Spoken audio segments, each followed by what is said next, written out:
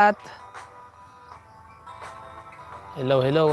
Shout out sa ating lahat dyan. Hello po, especially sa mga taga Bicol na nanonood ngayon. Magandang gabi po. Ano kaya ang ating sound? Sana ay malinaw po ang audio natin.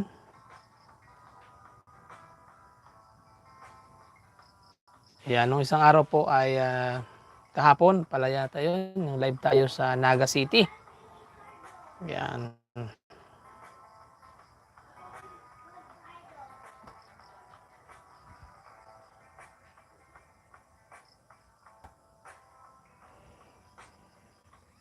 Try natin yung ating boses. Hello po, shout out sa ating unang viewer. Hello po, magandang gabi. Medyo mahina po yung ating signal ng internet. Hello po, shout out sa ating unang viewer. Mahina po ang ating internet. Yan, hello sa ating unang 6 na tagapanood. Hello Bicolandia. Kahapon po ay galing tayo sa Naga City at pinakita natin yung kalagayan doon sa Naga at sa ibang mga parte sa Nabwa. Yan, madami pong naapektuhan ng bagyong Christine dito sa Bicol.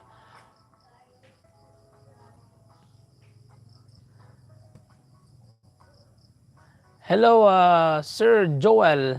Sabi niya, Idol, yaong ka po dyan sa Naga. Kakarating ko lang po galing sa Naga ngayong araw. Nag-video po ako doon sa papalabas ng Naga City sa may tulay papuntang Milaor. So nagkataon po ay hindi kinaya ng motor natin makapunta sa Milaor kasi may nag-request sana na mag-live tayo sa Milaor. Kaya lang po ay hindi kaya ng ating motorsiklo hanggang may parte pang hanggang tuhod. Kaya hindi tayo nakapasok sa Milaor. Hanggang lang tayo doon sa may tulay kung saan tayo nag-picture ng mga bagong update. So humupa na naman yung yung mga papasok po ng Bicol. Humupa na po yung tubig pero malalim pa rin, mataas pa din. Kasi tulad kanina, umulan sa Naga. Umaga ay umulan, pero hapon ay uminit naman po. Yan ang problema po sa Naga, sa ibang parte ng Bicol na binaha kasi dala ng bagyo. By the way, signal number 1 na po pala kami dito sa lugar namin, sa 4th District. Signal number 1 po kami sa bagyo. Kaya lang nasa dagat naman yung bagyo. Yan. Hindi pa naka-recover, meron na naman bagyo. Ayan, hello, shout out sa ating 12 viewers ngayong gabi. Shout out po and hello sa inyong lahat.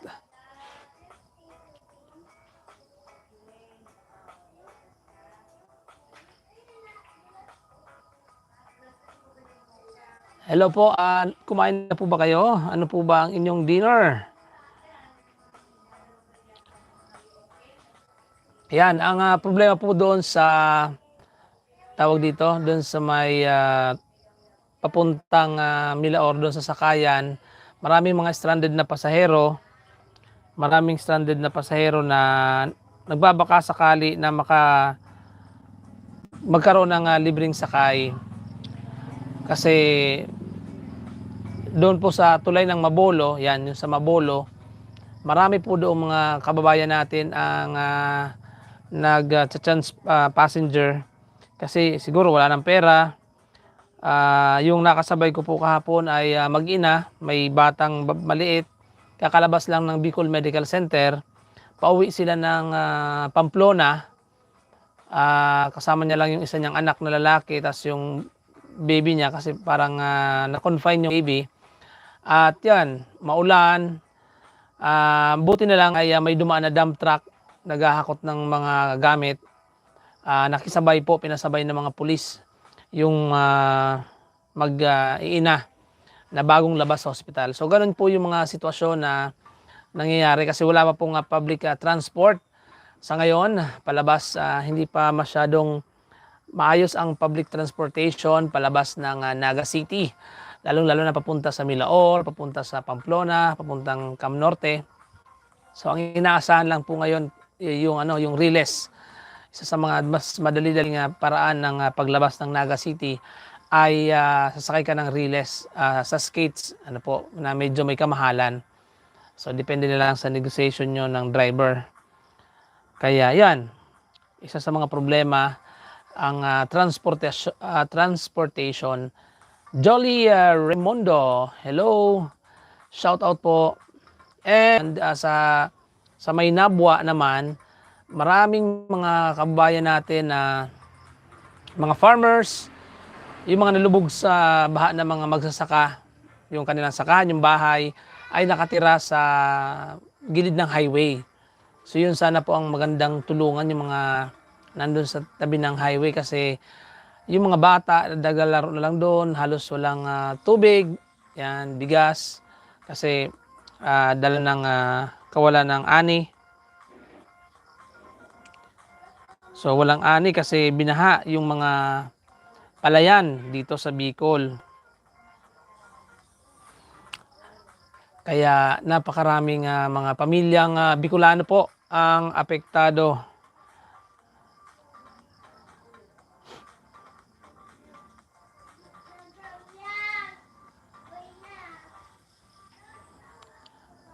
Kaya sana po ay matulungan natin. Maraming salamat sa mga tumutulong sa Bicol, lalong-lalo na yung mga iba-ibang municipality sa karatig na bayan, nagpapadala ng mga rescue, kasi marami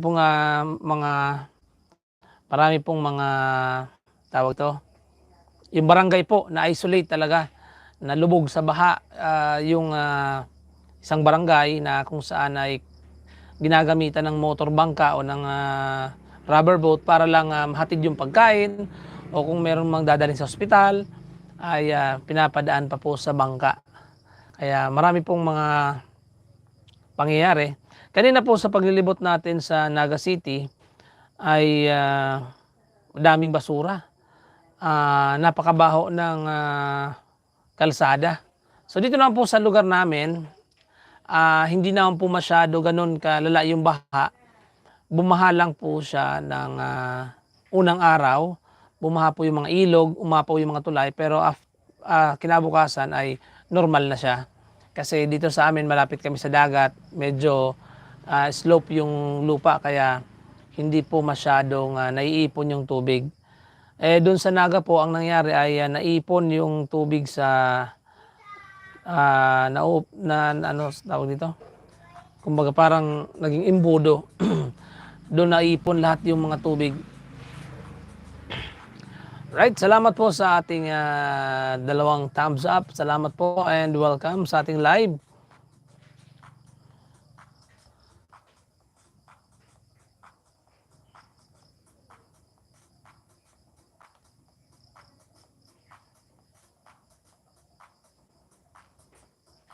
And kanina nga po, galing din tayo sa Bicol, sa mga nagtatanong po doon sa terminal ng Naga, sa Bicol Central Station o Bicol Central Terminal na nandoon sa Barangay Triangulo, Naga City. May mga nagtatanong kung mayroon na daw biyahe papalabas o yung mga nagbo-booking. Wala pa po. Tinanong po natin yung management o yung mga staff ng terminal, wala pa po palang schedule. Wala pa silang binalabas na advisory. Kayo mga magta-travel, kung mayroong plano nyong magpabook sa Raymond, sa Peña Francia, sa DLTV, ay wala pa pong booking na tinatanggap. Siguro may mga galing sa ibang lugar, nakita ko kanina sa galing Legazpi, meron na, pwede kayong pumara ng mga dumara ang mga bus sa sentro, sa Diversion Road. Diversion Road sa Naga City, doon sa may Robinson, may mga dumadaan po doon. Pero sa ngayon ay hindi pa nakaka-recover po ang Bicol Central Terminal kasi lubog po yun sa baha. Pagpunta ko po kanina, i-upload ko po mamaya, ay pagpunta ko po kanina, yung terminal ay puro putik. Unti-unti nang nililinis ng mga vendor, ng mga nag-occupy ng mga vendor doon, yung Naga City Central Bus Terminal sa Triangulo. So, yan.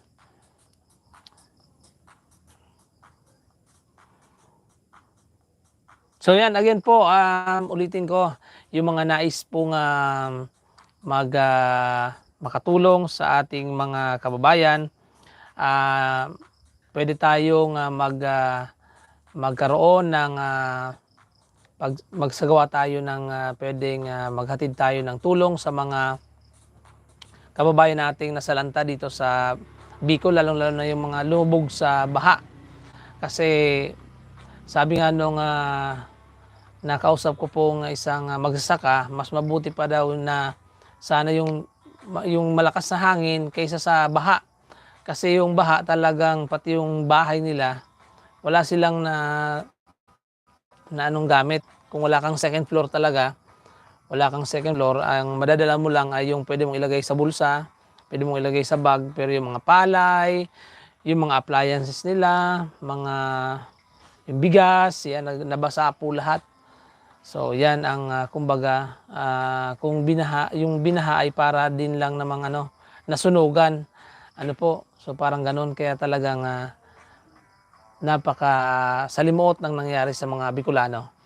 Mega love shout out po Kuya JR, ingat po kayong lahat dyan, sabi ni Ma'am Sally Tobias. Hello po Ma'am Sally, salamat po Ma'am Sally, and salamat sa ating 3 thumbs up, and welcome sa ating 7 viewers.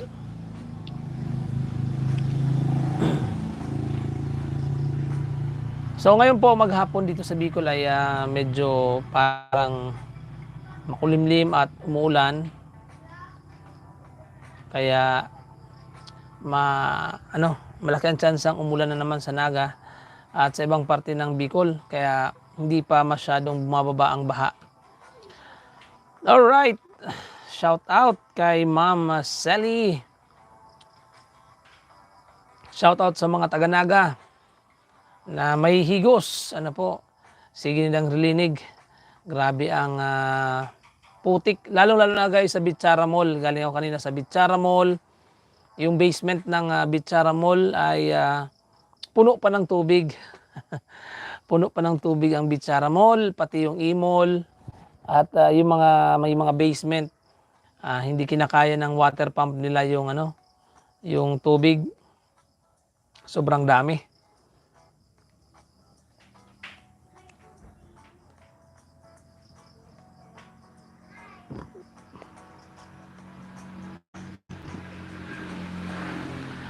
Ayan, shout out sa ating 6 viewers.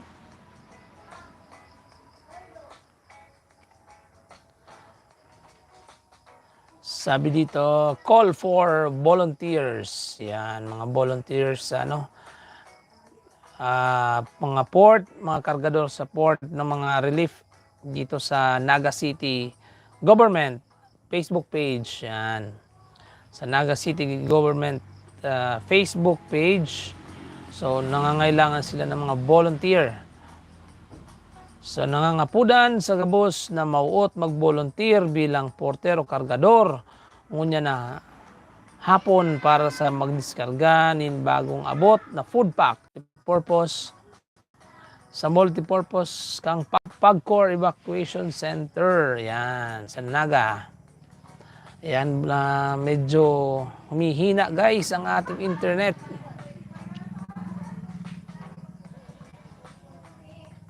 At nagkakaubusan na nga din po dito ng gasolina, ng crudo at ng gasolina dito sa Bicol. Especially sa Naga, Pili, at dito sa amin sa Tigaon, sa Goa. Halos lahat po ng municipality ay paubos na po. Kanina, pag uwi ko, ay sa ibang gasolina wala na. Zero balance talaga yung diesel. Unang naubos yung diesel.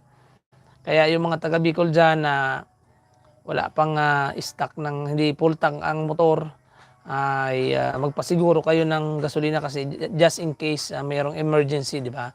So, kung may emergency, mas importanteng merong laging laman na ang inyong mga tangke ng gasolina or ng krudo. Kasi sa daan, walang gasolinahan ngayon na available. Kanina sa Bicol Petroleum, saan ba yun? Bicol Petroleum ay ubos na po ang krudo o yung diesel. Dito naman sa Tigaon, meron pang gasolina. Sa gasolinahan ni Juan, meron pa doon. At sa mga retailer sa bawat barangay, meron pang konti.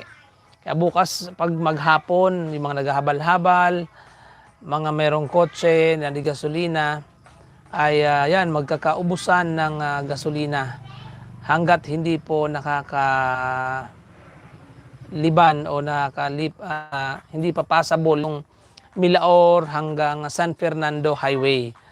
So, meron mga dumadaan pero hindi ganun kabilis ang traffic kasi ang schedule po doon 3 hours, 3 hours pagdating doon sa Naga. Kung papalabas ng Naga, papunta ka ng Camarines Norte, pa Manila, 3 hours yung palabas, bawal sumalubong kasi lubog sa tubig yung daan, hindi mo makikita yung guhit kung ikaw ay nasa tamang linya pa ba or nasa gutter ka na, baka mabalahaw ka sa tabi. Kaya one way lang, sa gitna lang dadaan yung mga truck at mga kotse. Kaya 3 hours, after 3 hours, kakat na naman, yung papasok naman ng Naga, yung papasok, bibigyan ng 3 oras, usap-usap yung mga pulis at mga barangay official. At yun, kasi kung hindi gagawin po yun, maraming madidisgrasya sa daan. Pwedeng mahulog sa gutter, mahulog sa mga manhole, makapunta sa malalim na part. Kaya ganun po ang strategy yung ginawa ng mga nasa barangay at ng mga pulis. Kaya wag po tayong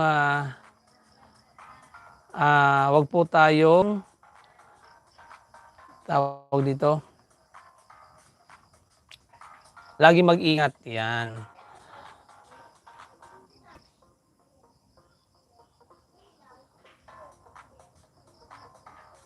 At syempre dapat magbaon ng tubig kasi mahirap ang bilihan ng tubig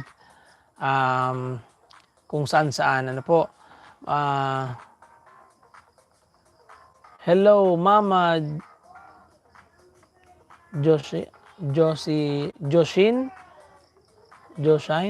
paano ba ma'am i-pronounce ito? Mama Rodriguez. Josie na lang, Ma'am Josie. Yan. Si Ma'am Josie Rodriguez, musta mga anak mo? Okay naman po. Okay naman po. Yung isa ko pong anak ay kakagaling lang sa sakit. Nagkaroon po ng lagnat. Okay na naman po sila. Yan. Uso kasi yung lagnat ngayon at ubo. Kaya nagkaroon sila ng sakit. Pero magaling na naman po. Yan. Shoutout po Ma'am Josie Rodriguez. So pahirapan po ang supply ng tubig kasi wala pang supply, wala pang malinis na supply na galing sa Nawasa. So may contamination pa yung mga galing sa baha.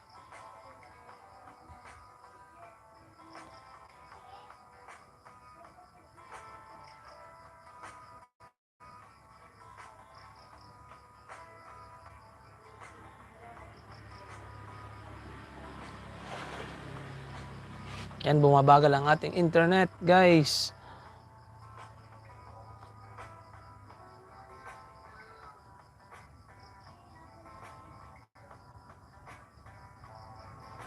Mabagal ang ating internet. Shout out sa ating 11 viewers. Thank you guys sa inyong pagtutok. At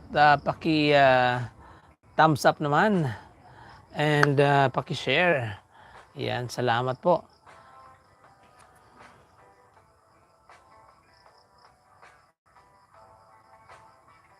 So galing na din sa Bicol pala si President Bongbong Marcos. Yan, nung nakarang araw. Pumasyal po si Presidente sa Bicol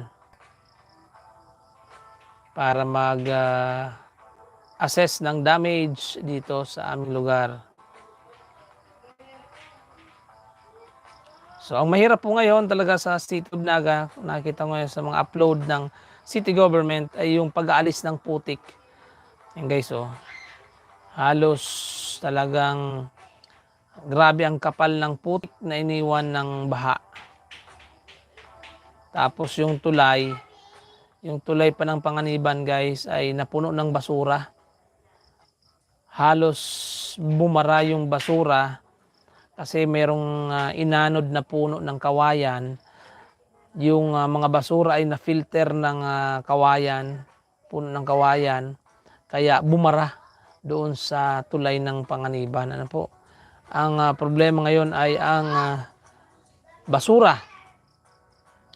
Magandang gabi, watching from Quezon City.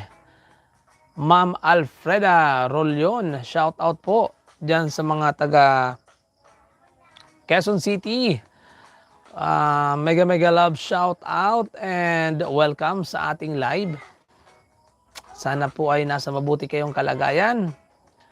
Ayan oh, tingnan nyo yung mga basura sa Naga City. Ayan guys oh, super dami ng basura. Kita nyo? Yan tulay po yan, tulay. So nangyari ay naging parang tambakan ng basura yung gilid ng tulay sa may Naga, sa Panganiban Bridge. Yan ang problema natin sa basura. Ano po? Napakalaki ng problema natin sa basura. So paano kaya natin yan masusolusyonan? Ang problema sa basura dito sa ating, hindi lang sa Bicol, maging sa buong Pilipinas, ano po? Isa tayo sa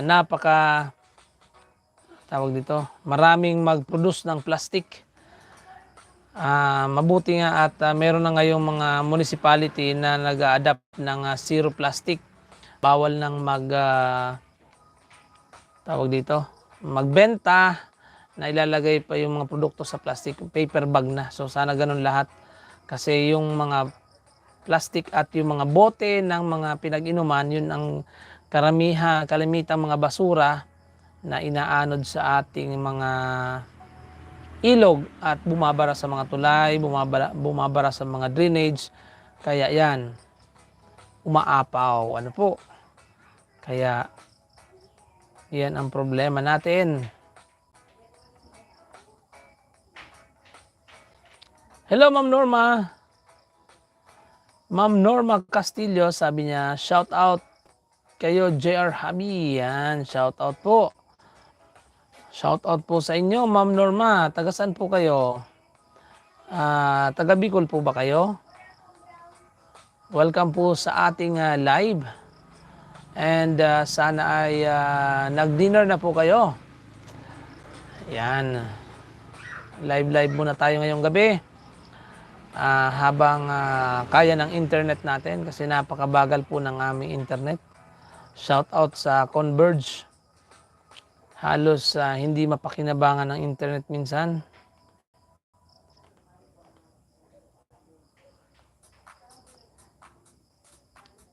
Hello Ma'am Norma dyan sa United States of America. Yan, nasa USA pala si Madam. Siguradong malamig na dyan. Nag-i-snow na po ba dyan Ma'am Norma? Shout out po sa iyong pamilya dyan. And sana ay nasa mabuti kayong kalagayan. So nasabi ko nga po kanina na ang Bicol ay talagang lugmok sa mga nangyaring pagbaha, pagbagyo. Kaya sana po ay makatulong tayo sa mga Bicolanong nasalanta ng baha. Ano po? Pwede tayong magkaroon ng programa na kung saan ay ma-address natin sana yung mga basic na pangailangan ng mga kababayan natin dito sa Bicol. Lalong-lalo na yung tubig at mga damit or pwedeng bigas, ganyan. Kasi nakakaawa po talaga yung mga pamilyang nalubog sa baha. bukod sa nalubog na sa baha, nawala pa yung kabuhayan kasi inanod yung mga alagang hayop, ganyan. Hindi sir, pero malamig na. Wow, yan, malamig na pala sa Amerika. Yan, hindi pa tayo nakaka-experience ng snow. Sa ano lang, sa ref. Yan, shout out sa mga taga USA. Lalo-lalo dyan sa lugar ni Ma'am Norma na malamig na. Dito sa amin ay sa Bicol ay medyo ano lang, mapresko. Mapresko ang panahon at maulan. So ngayong panahon dito sa Bicol. At bukod sa maulan, ngayon talagang bare months, pag ganito mga buwan, pasokan ng mga bagyo. So ngayon po ay signal number 1 po kami. Signal number 1 dito sa aming lugar sa 4th District ng Camarines Sur ay signal number 1 kami kasi yung papasok naman na bagyo ay nasa dagat. Kaya yan, according naman sa forecast ay hindi naman po ito magla-landfall. Papunta po ito sa north at sana ay hindi na magbago ang direksyon. Yan. Salamat po sa ating 6 viewers at sa ating 5 thumbs up.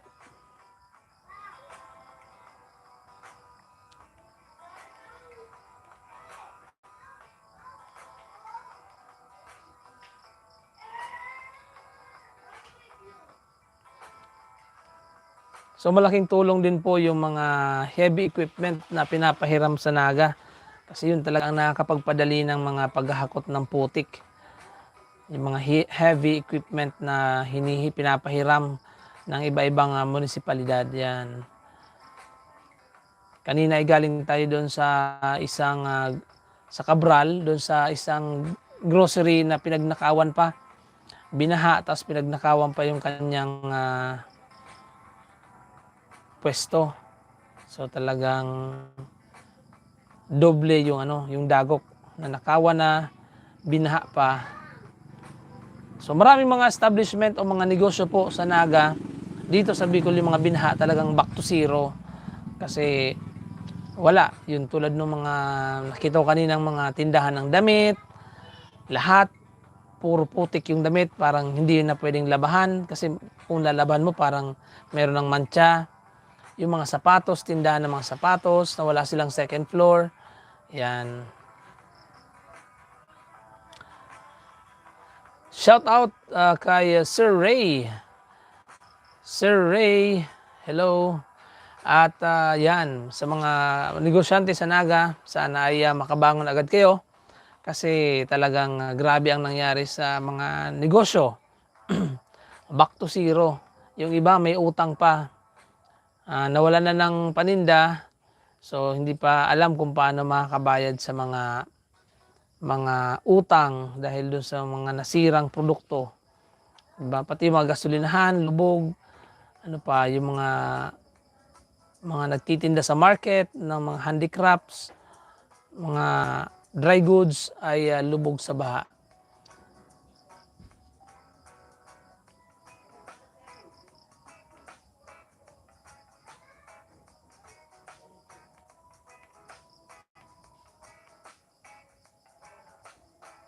Siguro matagal-tagal pa bago makarecover ang Naga. Sobrang talaga ng nangyari. Yung huli nating live doon nung nag-parade.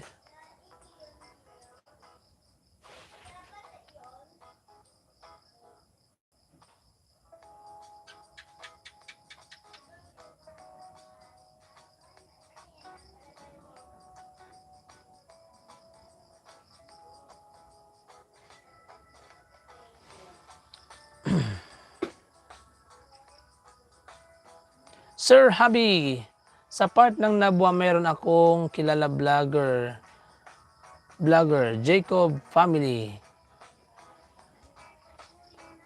Ano po ba ang niya? Ano po ang pangalan ng page? Jacob po ba? Jacob, try natin i-search.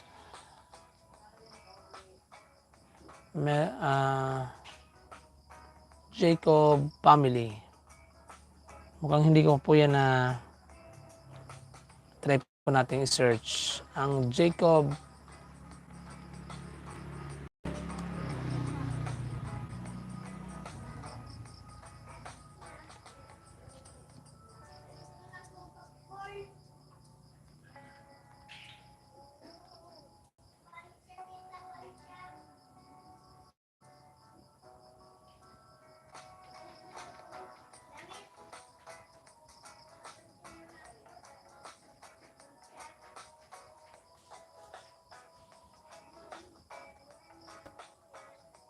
ano kaya ito pinagpipindot ni Ray Juan?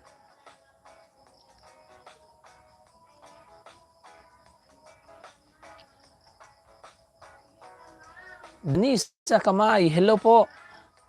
Hello po. Hindi ko po siya ma'am, tawag dito, si Ma'am Norma. Ma'am Norma, hindi ko po mahanap ano pong ano nila, page.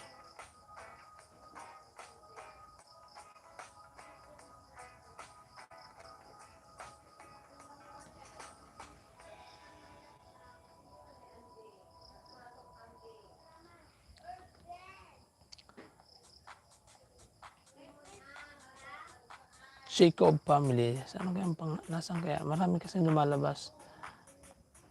Members. Joanna Jacob.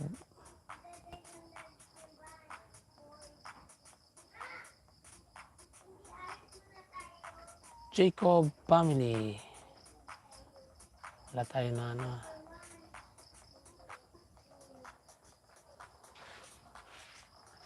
Wala tayong nakikita dito.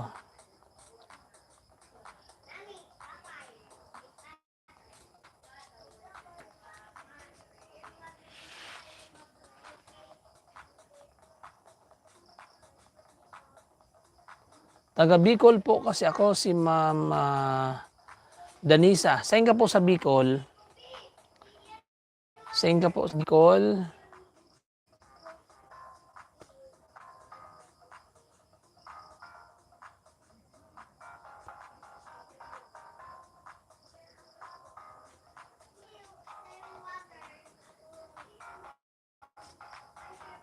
Ay, taga Tigaon. Hello po, shout out sa mga taga Tigaon diyan ka sa Ma'am Danisa Kamay. Jomar Jacob. Oo ma'am. Wait. Nakita ko na. Jomar Jacob. May iba? Jomar Jacob. Jomar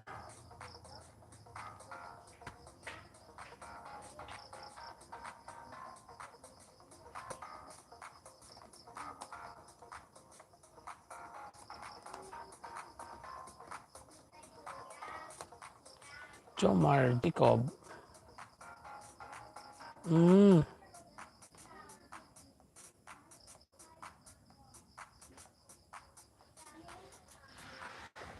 Bagal ng internet.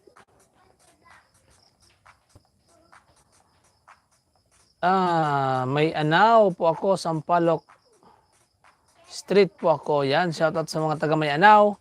Sa lugar dyan ni Ma'am Danisa Kamay. Hello po, Ma'am Danisa.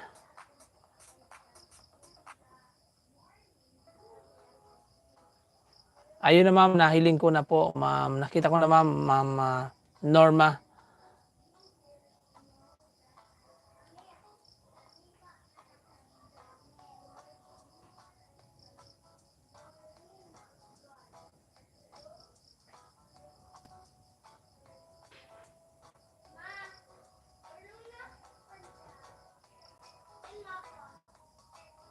Ayan.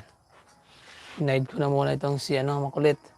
Makulit kasi si si isa nating nagko-comment. Si Ray Juan. Taga saan kaya yan si Juan? Medyo may kakulitan sa comment.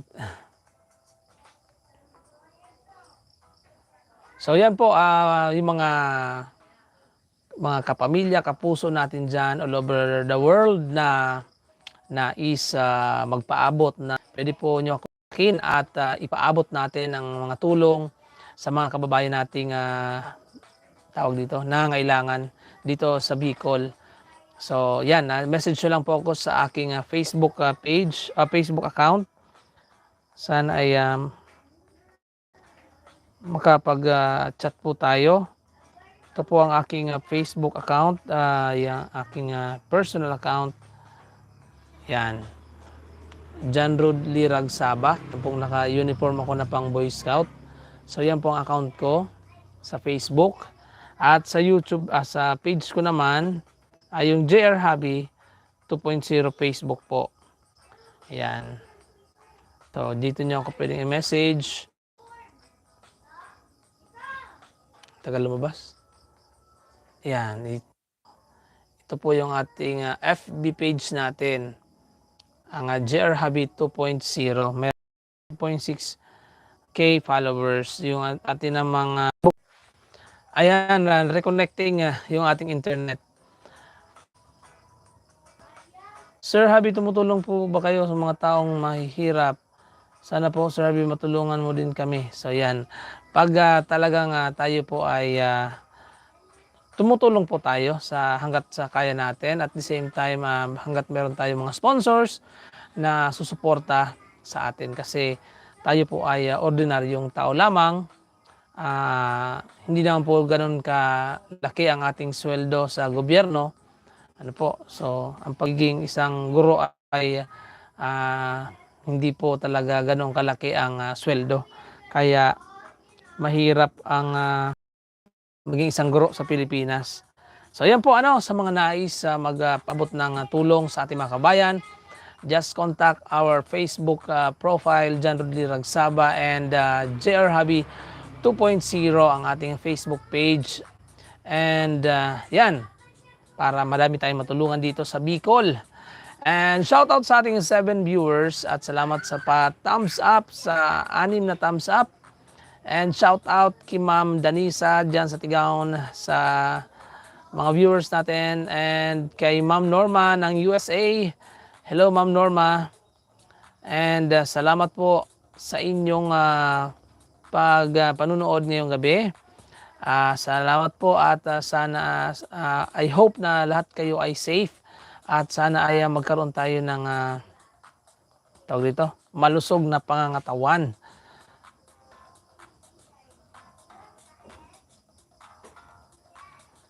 Sana po, sir. Okay, so yan, sabi ni Ma'am Danisa, matulungan ang mga magulang. So yan po. Pag meron naman nag-message.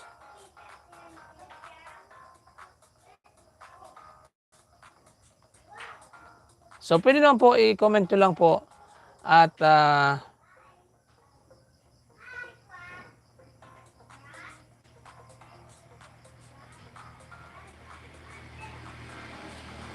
alright, so yan po. I-ano niyo po, hindi po kasi nagano yung message nyo, hindi nagsushow. So sa mga kahabi natin dyan, salamat sa inyong pagtutok ngayong gabi. Salamat and see you on our next live. At abangan nyo yung mga i-upload natin mga kaganapan sa Naga City. Thank you for watching. God bless everyone.